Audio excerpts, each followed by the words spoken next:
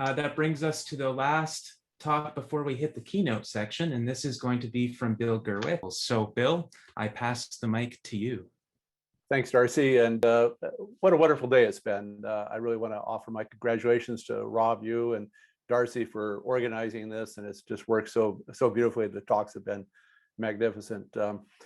Let me also add in my, oops, here we are. Add in my congratulations to Bill at this amazing time in his career. And of course, we all recognize what he's contributed in the area of NMR development.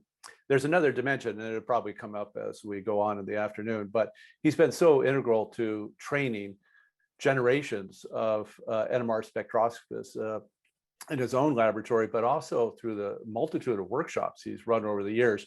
I've had a lot of interaction with Bill through the American Society of Pharmacognosy, where he regularly has run NMR workshops, and my students over many generations have benefited from this. So let me just extend my thanks to you, Bill, for what you've done for the community and for all of us through this.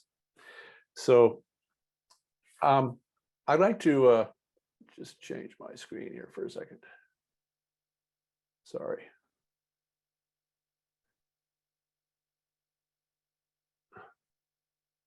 Okay.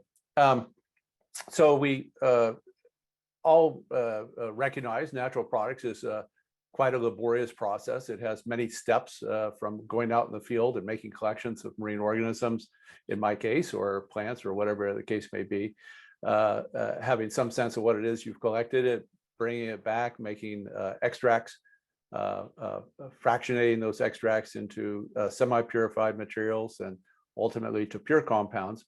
And then comes the issue that confronts us here today, is figuring out that molecular structure. And it uses various types of spectroscopic data.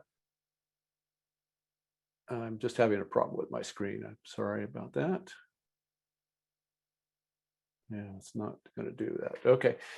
That we use high resolution mass spec and fragmentation data and NMR and various other spectroscopic data. And this can be a major challenge in the field as it relates to the cost of the equipment, the cost of the time that it takes, and that this is highly dependent upon the experience level of the person that's conducting those studies. And so this can be in one person's hands, and Emily Meevers can come up with a structure rather quickly, and in somebody else's hands, maybe this is going to take quite some time. So that's what we're trying to address with the topic of my talk today on this smart NMR. And let me digress for just a moment to say that it's inspired by some of the really amazing new tools that have been developed here at UCSD in the laboratory of my colleague Peter Dorstein and Nuno Bandera and others contributing to it, of using mass spec fragmentation data, specifically MS data, MS2 data, and seeing relationships between related compounds based on those MS2 spectra, and then depicting that as a series of clusters of related compounds.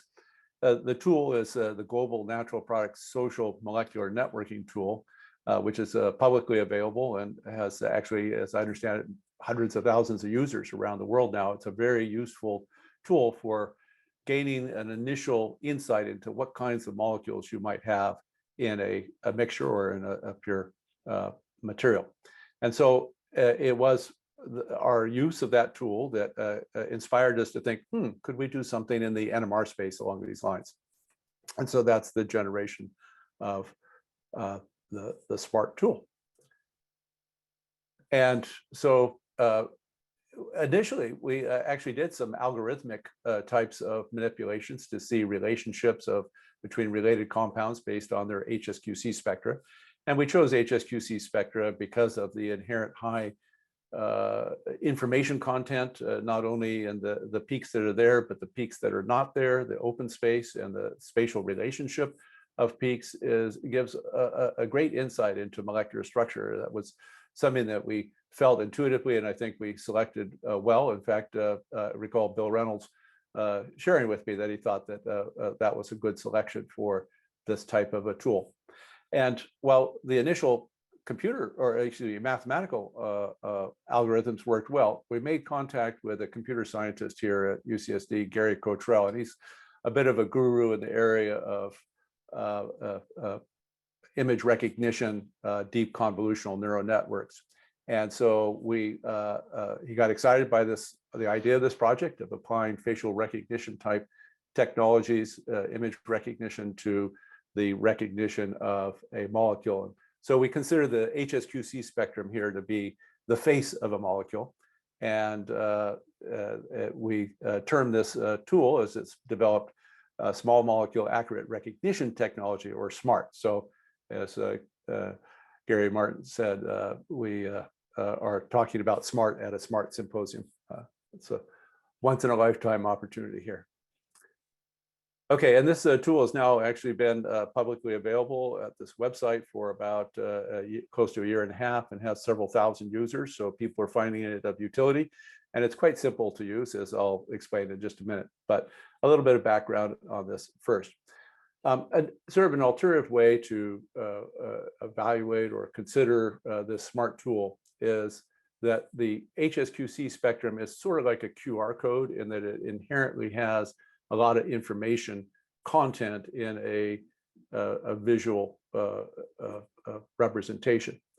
As we all know, the HSQC, it has a peak for each unique proton attached to its respective carbon. Lots of insightful structural information is contained within that, in the same way that it's contained in a QR code. So we could think the HSQC spectrum, in a way, it's a QR code for a molecular structure.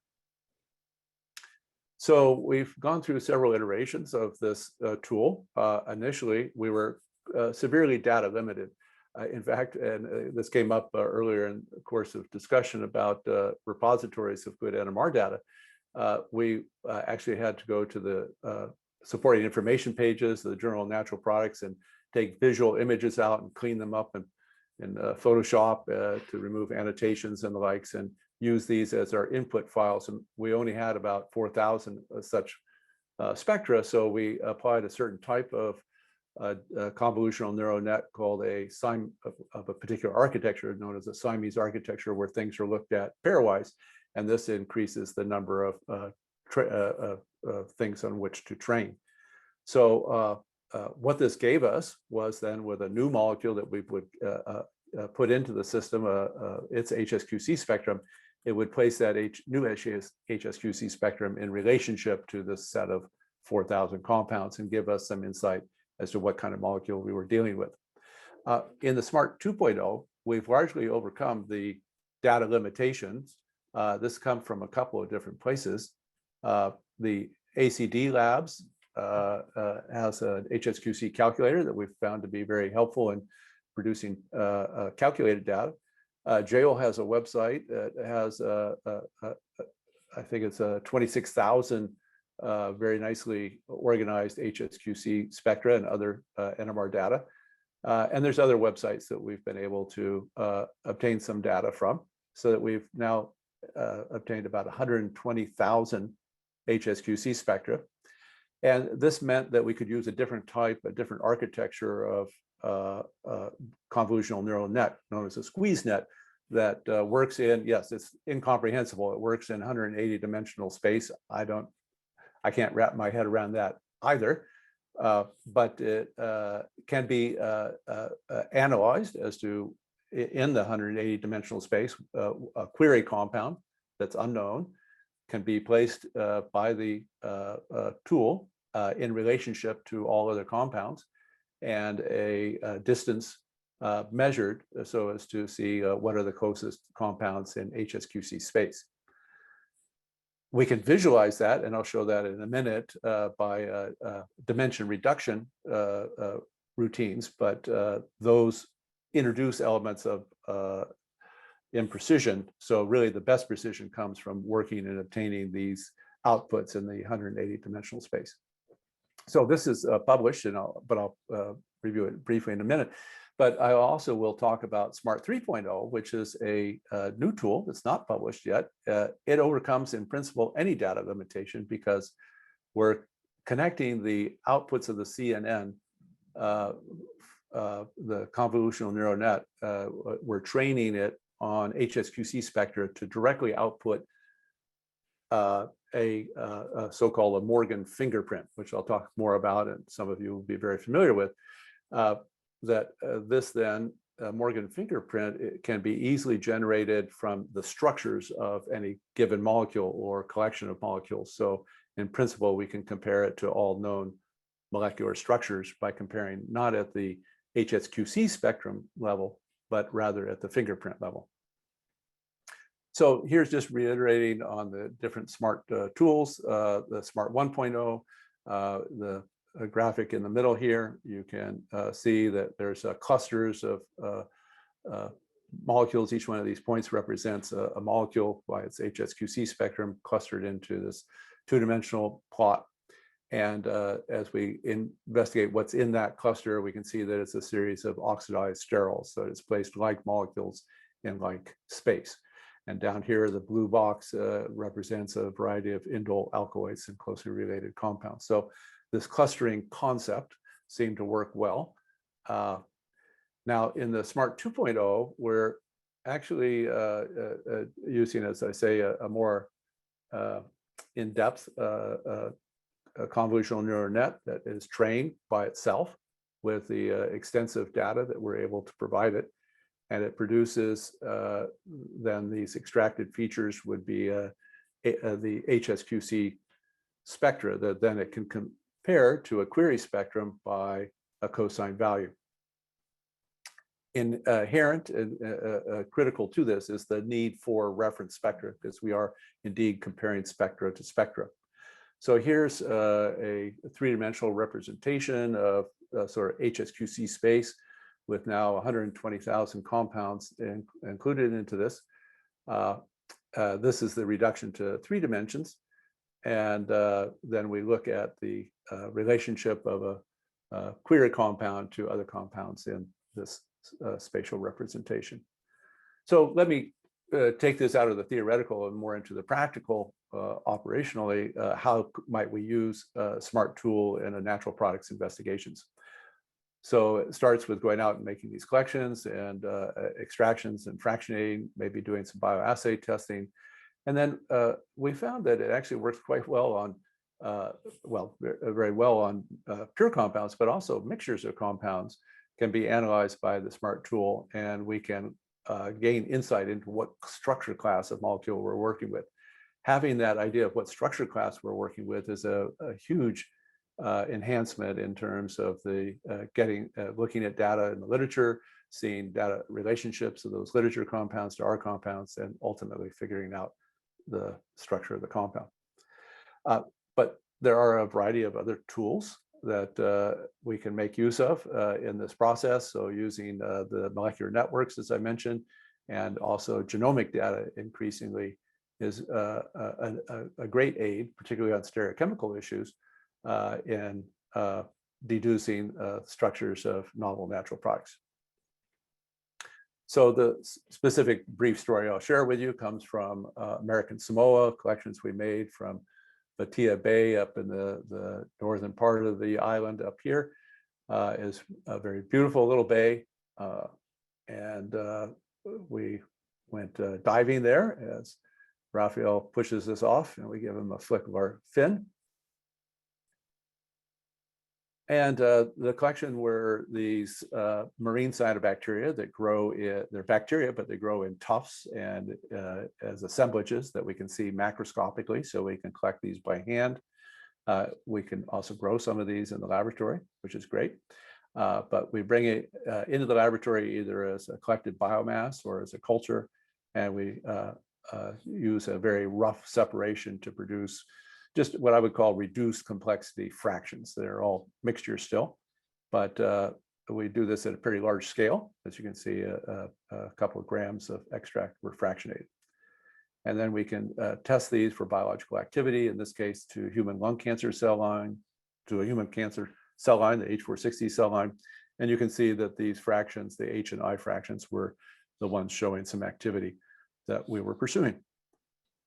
And Raphael Reher then ran HSQC spectra for these for that two fractions combined, the H and I fraction, and he just recorded the number of correlation bands at two different levels of intensity. On the left-hand side, sort of zoomed out, so we're just looking at major compounds and major peaks in that fraction, and zoomed in on the right-hand side, we're actually looking at about 200 annotated peaks on that side. So this next slide is a short video that my former student and postdoc, Chen Zhang, has put together that shows, I think this is one of the really exciting things about it. It's a very simple program to use. Just take a Excel file with the tabulated data, drop it into this box at the website, and about 6 to 8 seconds later, one gets a HSQC spectrum from that tabulated data, but then also the closest compounds in this 180 dimensional space. What Chen went on to, though, is to show this in a three-dimensional representation, your query compound at its closest relatives. Again, this is from the reduction in dimensions to 3. And this can be done with annotations to those compounds by name, but also here, molecular structure. So as a spectroscopist, a natural products chemist, it's really exciting to see this query compound that you don't know anything about in principle at this point, and see that, oh, it's closely related to these macrolactone type structures. So indeed, this is just a printout of the 9 closest structures from both the zoomed in, out and zoomed in. So we're looking at major components on the left, and in principle, the minor components also contributing to this.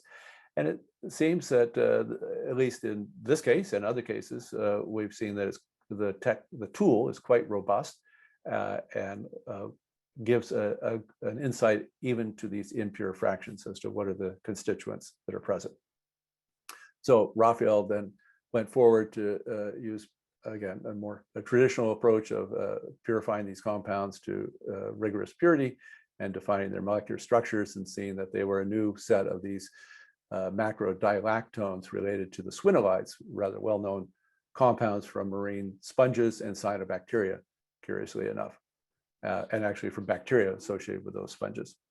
But these new compounds were sort of chimeras of two known classes, the luminolides and the swinolides, to produce these, what we call as symplocholides. So SMART 3.0, where I'd like to turn attention to, as I mentioned, is a new tool. It is a multitasking and training tool that's predicting more than just sort of what the potential structure might be. It's also predicting molecular weight, and it's also predicting the natural product compound class. And I'll have more to say about each of these. And then, as reiterating what I mentioned earlier, it's comparing the fingerprint that's generated from the HSQC spectrum from this unknown compound to fingerprints, Morgan fingerprints of, in principle, all known molecules. So, but more practically in the current case, to all known natural product structures. So maybe something around 250 to 270,000 compounds could be compared in an automated way. So here's the structure of it from a computer science perspective. It's one of, again, these multi-layer learning networks that then has as outputs the fingerprint, which I'll speak to in the next slide as to exactly what that looks like. Also predicts molecular weight from that HSQC spectrum, and also the chemical, the natural product chemical class, like terpene or alkaloid or the likes. Okay, so in terms of the mechanics of things, the HSQC tables are generated from the actual spectra, and then they are used to produce an image file. And these images for SMART 3.0 can accept and utilize edited HSQC. So we get another dimension of information as input, and this actually improves the accuracy of the predictions, not dramatically, but significantly. Okay, here's a bit about these Morgan fingerprints, what we're converting these HSQC spectra to, or what we're learning to predict from HSQC spectra. And that is that each in this molecular structure that's shown on the left-hand side, each carbon or each atom, heavy atom, is dissected as to it and its first shell of atoms. And then it's used to populate a bit string. This bit string is 6,144 units long, is the one we use. There are variable lengths in the literature, and are used to populate with a 1 or a 0 as to whether or not that particular structural feature is present or not. That is to say that each position in the bit string has a particular structural motif that it represents. So if it's a carbon with connected to a carbon with 3 hydrogens, it's this position, and we populate that with a 0. If it's a carbon-carbon connected to by a double bond to another carbon atom, we don't have that, so that's a 0, and so forth and so on. So the bit string is a way of representing this molecule in a way that computers can very easily then compare with other bit strings for by a similarity function. And that's exactly what's sort of depicted here, is that we would have a representation of a bit string from SMART, the output, which would then be compared with bit strings for all known molecular structures. For some, the similarity would be rather low, and we would discount that possibility. And for others, we would see a high similarity, and we'd say our structure has all the elements present in Vitiamide A, and we should look at Vitiamide A as a first place to get started on potential structure elucidation. It came up earlier on in the symposium on HSQC repositories, and indeed that is another potential capacity or utility of the SMART database, is it now has over 120,000 entries.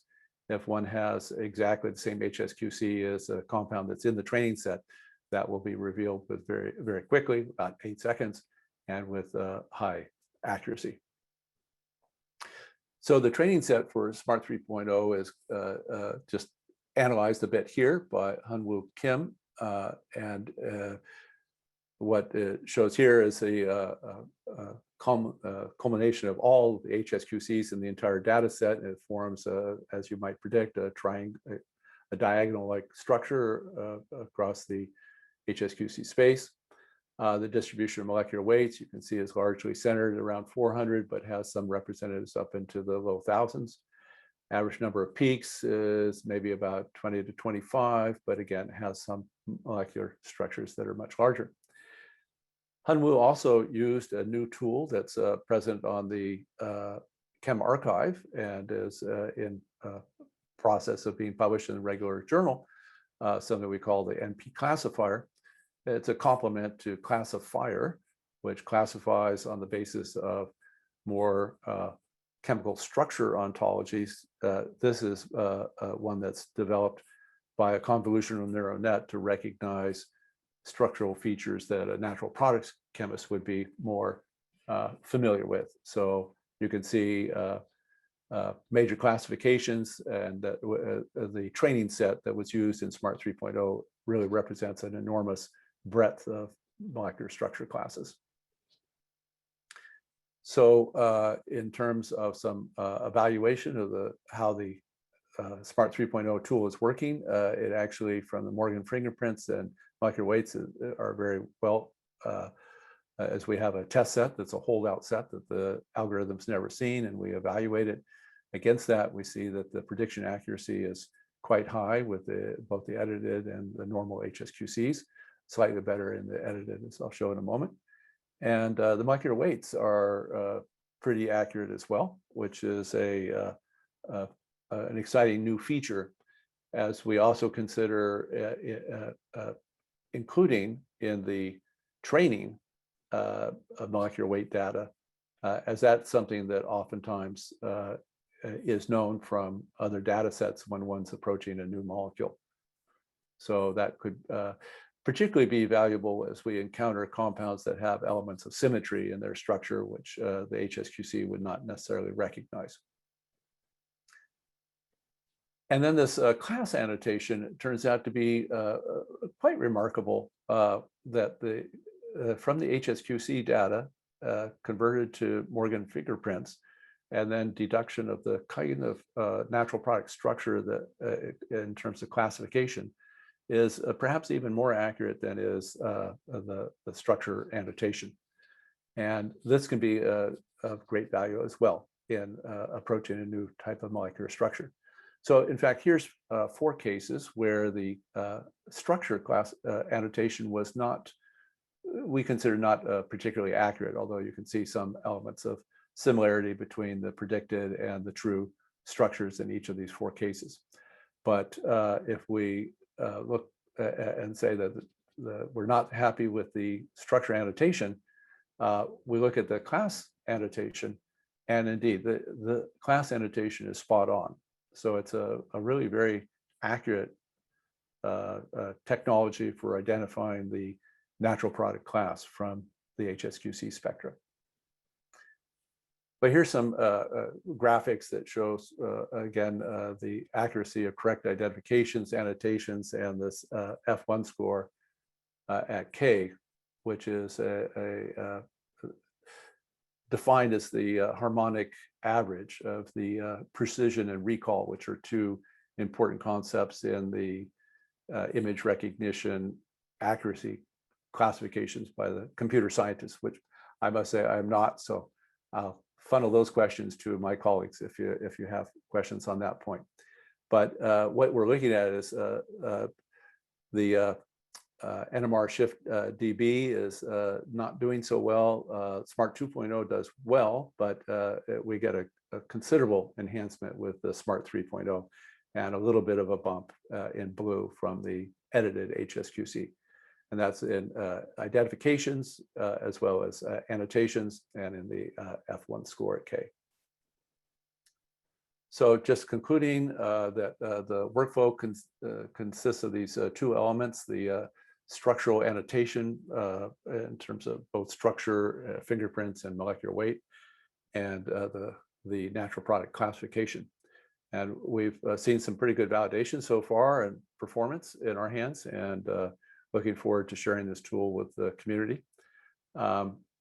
We've done a little bit of analysis of how it is that the algorithm recognizes a molecular structure by taking away parts of it and asking the question, how well is the annotation then, taking away part of the structure and its associated HSQC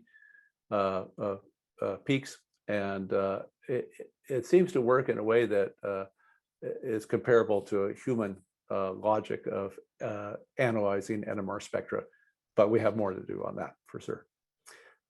It outperformed these other tools, and in some other experiments we explored how well it did with paired sets of compounds that were both in recorded in methanol and in chloroform. And there we saw it was relatively insensitive to solvent effects in terms of providing accurate annotations of molecular structure. So with that, I just want to recognize that there's a lot of people that have contributed to this. Kelsey Alexander, now Dr. Alexander, just recently completed in my lab. Chen Zhang and Han Wu, pictured here. Han Wu came to my lab from Korea as a plant natural products chemist. And suddenly he was helping to create these new convolutional neural net tools. And I asked him, how is it possible you're doing this? And he shared with me, well, Bill, that's my hobby. So quite a hobby to have indeed. Raphael Reher, former postdoc, now taking a new position as assistant professor in Marburg, Germany. I really recognize my colleagues, Gary Cottrell, who's been the computer scientist and his students have really driven much of this. Peter Dorstein. Brendan is our NMR, I'd like to call him an NMR guru at UCSD. He's been incredibly helpful on a lot of these projects. Here is, I'll just point out Chen, who was really the inspirer, I would say, of using computer algorithms and this type of technology, and Kelsey Alexander there. And with that, thanks very much.